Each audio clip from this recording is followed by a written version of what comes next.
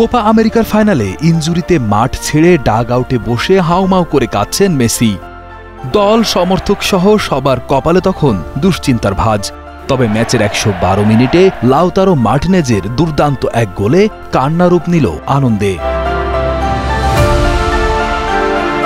ম্যাচের অতিরিক্ত সময়ে ১১২ মিনিটে লাউতারো মার্টিনেজের একমাত্র গোলে কলম্বিয়াকে ১-০তে হারিয়ে টানা দ্বিতীয় কোপা আমেরিকা জয়ের ইতিহাস গড়ল লিওনেল মেসির আর্জেন্টিনা।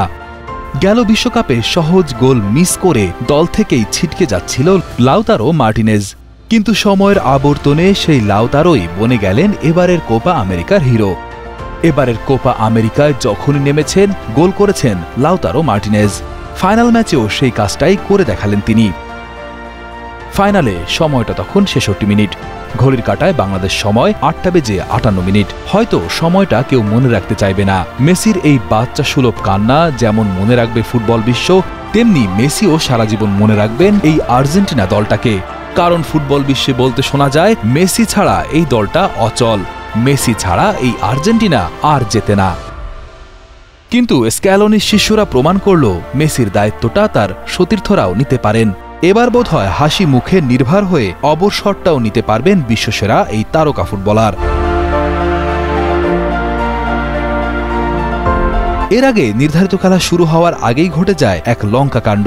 মাঠে নিরাপত্তা ব্যারিকেড ভেঙে মাঠে ঢুকে পড়ে কলম্বিয়ান ফ্যানরা।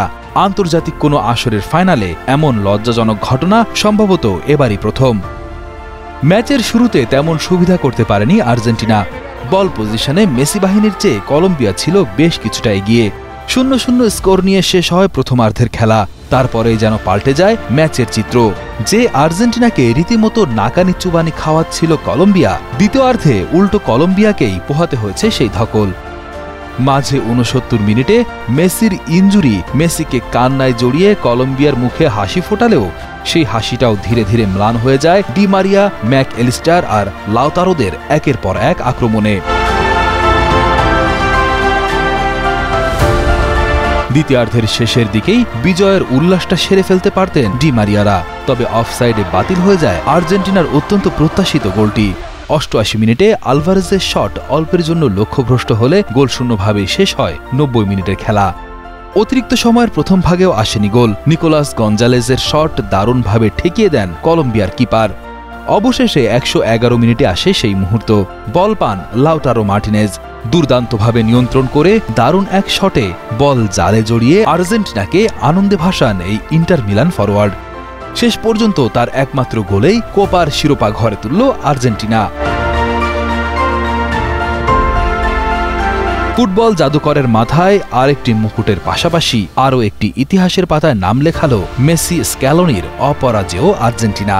২০২১ সালের কোপা আমেরিকা, ২০২২ সালের বিশ্বকাপ আর ২০২৪ সালের কোপা আমেরিকা টানা ৩ আন্তর্জাতিক ট্রফি জয়ের এক বিরল রেকর্ড গড়ল তারা।